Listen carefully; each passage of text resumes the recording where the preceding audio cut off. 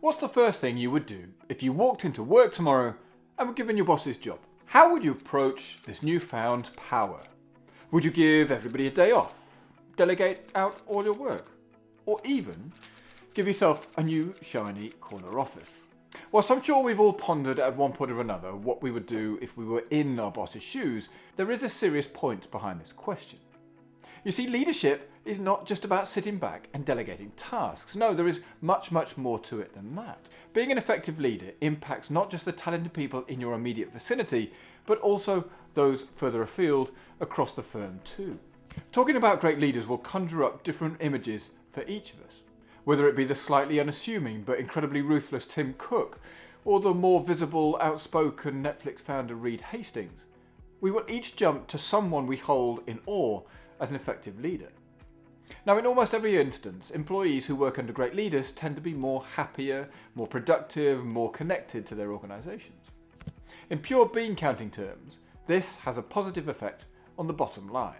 Now, recently, Dana Brownlee told the Business Daily News, "I think a great leader is one who makes those around them better. There are many litmus tests for a great leader, but I really look to those around them. Are they growing? Becoming better leaders themselves? Are they motivated, etc.?"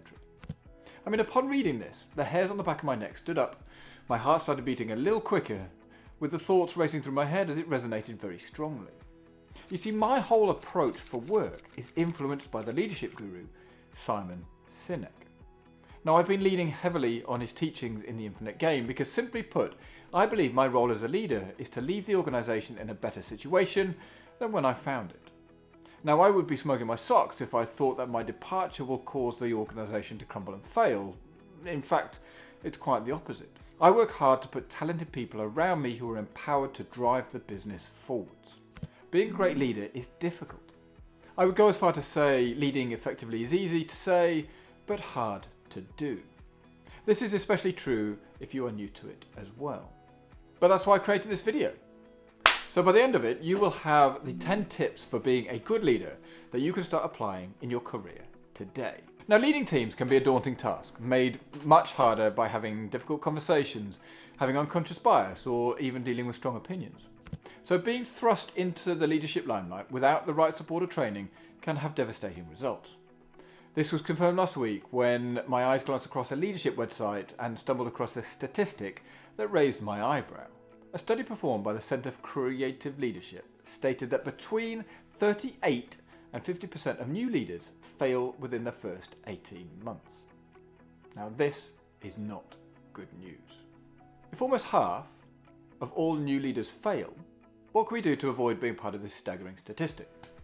Giving the new leaders tools and techniques to succeed will benefit the individual, but also the company as a whole. This is a win-win situation. With that in mind, here are the 10 strategies all new leaders can implement to achieve success. Number 1, open and honest. It should come as no surprise that one of the most important elements of effective leadership is creating an open line of communication with your team. This is where leading becomes more than just a title, because leading by example when it comes to honesty and transparency is a simple but effective strategy that can be employed. Be the change you want to see is a phrase that comes to mind. When you're responsible for a team or teams of people, it is super important to be straightforward. Your company and its employees are a reflection of yourself, and if you make honest and ethical behaviour as a key value, your team will follow. That said, this is where you need to add personal flair to the leadership strategy, as great leaders are able to customise their interactions and communication styles to suit each situation and each team member. So what can we do? Take the time to figure out which communication method is preferred by each team member. So for example, are they a text or an email, a phone or a face-to-face person? Great leaders are great listeners who are authentically interested in other people. This can't be faked. Yes, there are many leadership styles. There's no right or wrong way, but there's genuine and then there's fake. There's no following to fake leadership. So be genuine above all else. Number 2 is connect. Leading a group of people requires a mutual sense of trust and understanding between the leader and their team members. This is achieved through connecting. For real connections to happen, we need to be more human. This means being positive, having a purpose, giving empathy, having compassion, showing humility, and being loving. To build a connection with each of your team members, focus on getting to know their personality, their interests, their strengths, their weaknesses, their hobbies and their preferences.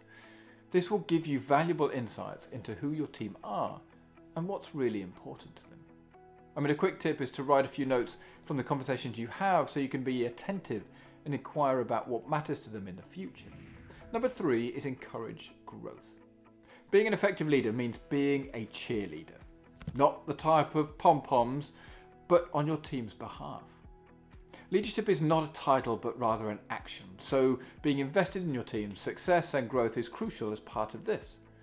In addition to investing in your employees' growth, new leaders should aim to invest emotionally. Great leaders empower their employees by giving them the chance to grow and giving them opportunities and guiding them when needed. When leaders believe in their employees and give them the opportunity to learn and grow, they might be surprised by how much they can accomplish. Don't be afraid to delegate tasks and encourage freedom and creativity. You may even need to trust your team members more than you are initially comfortable with too. Number 4 is positivity. No matter how much we keep fingers crossed, there will always be a few hurdles to overcome. Whether it's minor miscommunication or perhaps a major error, the way a new leader handles a negative situation says a lot about their leadership skills. Now I know it sounds cheesy, but by focusing on solutions rather than problems, you can help your team maintain positive engagement. A positive environment is much more likely to create a more engaged and productive workforce because this helps them display enthusiasm and confidence. As a good leader, you will see an impact that they have in their working environments almost straight away. Now, number 5 is teach. An effective leader knows how to show others what is required rather than simply telling them. This is very much a show, don't tell approach. By coaching their members, leaders help the team move forward towards a more collaborative, committed work environment without coaxing them. Coaching is about helping the people lead recognize the choices they have made in front of them. By doing this, it encourages team members to take ownership of the direction of the projects, for example. Please don't just bark orders at team members because this quite simply is a one-way street to a world of trouble, and all it does is just really piss people off.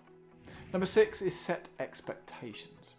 This may sound obvious, but setting clear goals and employee expectations for your team is key to employee success. This is all about creating clarity. Good leaders also explain how the work being done fits into the wider or bigger picture, because far too often, employees are not given the context to their work. For a leader to motivate and inspire, they need to keep their team in the know about their vision.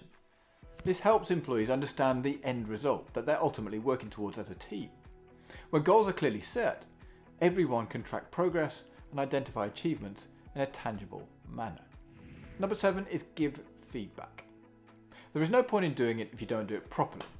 This is my view on feedback. Direct, honest, and insightful feedback, even if it's criticism, is the best way to guide your team in the right direction. If you are not direct though, people won't know what you truly think about them and their work. This may cause them to never really know how to improve. Skirting around issues may be an easier message to give, or more accurately, avoid having to give a hard message, but means that growth won't happen in return. There are many ways to give feedback. Good, bad, good is the one that springs to mind, but also incorporating into performance reviews is a good thing to do. It is all too easy to miss celebrating successes, so when giving feedback, don't forget to highlight accomplishments. Celebrate their wins and thank them for their hard work. Positive recognition will create an environment of productivity. Number 8 is ask for feedback. Now, it's not just team members that benefit from feedback, because whilst it might be intimidating, asking for feedback on your leadership is one of the most insightful things you can do. Yes, your heart might be going like the clappers, but you will benefit from it. A true self-assessment of your leadership can be difficult, so mentors, fellow professionals, and even your own staff are invaluable in evaluating your effectiveness. One way to improve following the feedback you receive is to have leadership coaching. Coaching can help discover areas where improvement is needed. A professional who helps you develop a plan to achieve your leadership goals can be much more motivational than books and seminars alone. It may be costly, but is most definitely worth it. Being a trained life coach, I know the benefit of having a coach, and I've seen the benefits firsthand. Now, number 9 is be open. Good leaders have the emotional intelligence to understand and accept that change is inevitable.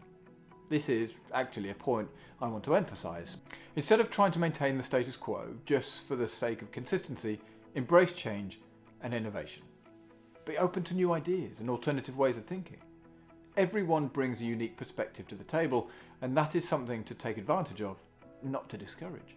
A recommended read on this subject is Matthew Said's Rebel Ideas.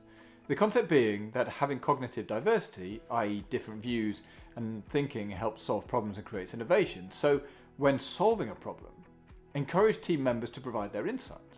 Because when employees feel like they can openly bring new ideas to the table, true innovation, engagement and successes can prevail.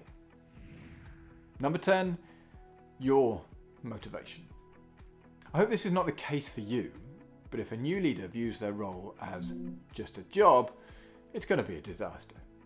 To be an effective leader, you need the right motivation. This is about bringing your best. This is about leading by example. This is about showing how to approach situations. Knowing what motivates you is important, as this helps manage your energy levels. If you are able to build a diverse and skilled team around you, around your strengths and weaknesses, this will also help keep the energy levels high. This all helps stay in the right mindset. A simple way to get in the right mindset is to have a look at leadership as an honour. Having been selected to lead and trusted to make a big difference in the company is a big deal, so don't squander it. It's important to remember that being a good leader takes time. Although some have natural leadership skills, I believe that anyone can learn and thereby improve to be a good leader. With hard work, dedication and strategic planning, you can lead your team to success. And that's it. I would love to hear what you think about leading and the 10 approaches that I've just outlined. Please do let me know in the comment below. It'd be great to hear from you. But do you want to know why you've been approaching your career all wrong? Then please check out this video here and I'll tell you why. But with that, have a great day and I'll see you all in the next video. Cheers.